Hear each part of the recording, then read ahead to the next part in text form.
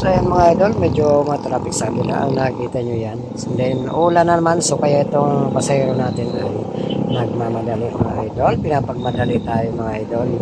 Kasi nga baka daw maalit siya sa kanyang meeting. Matraffic sa kabila oh. Oh, kahit matraffic yung nakikita nyo yun, diba? Sabi ko matraffic sa kabila. So ayan nga mga idol. Dalian na daw, makabutan daw siya ng ulan. So, takot na takot tong ating pasahero sa ulan. May lahi yata tong asin, baka matuna daw siya pag naulanan. Joke lang mga idol. So, peace out. So, ayan na nga. Nagbubusin na lang tayo dito. Madaanan tayo. Kasi nasa gitna tayo. Ayan. Okay, pag-iwang-iwang tayo dito.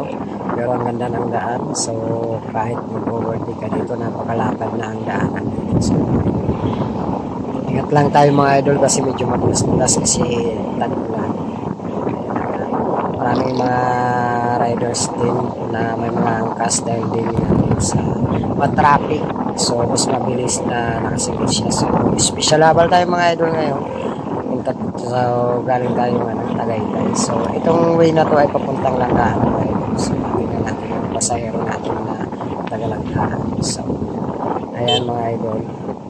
Makikita nyo kung ilan ang tinatakbo ko sa mga yun. So 60 patas tayo mga idol kasi nga baka abutan ng ulan daw itong pasahero natin. May dala yatang dokumento itong babasahin kaya hindi pwedeng mabasa. Ayan, maraming mga riders na ganitong oras. Ang oras na ito ay 3 p.m. Ayan, medyo matraffic na lalo dito sa may St. Paul mga idol. May traffic na dito gawa ng Sunday ngayon. So, maraming nagsisimpa. So, ganito oras. Ayan. Dito na ang traffic mga idol. So, hanggang dito na lang ating video mga idol kasi nagbabadya ng ulan. Pumapatak ng paunti-unti. So, ayan natin ang ating video kasi mababasa ang ating video. So, peace out and love you all. Salamat sa inyong mga support mga idol. So, big love shoutout and love you all.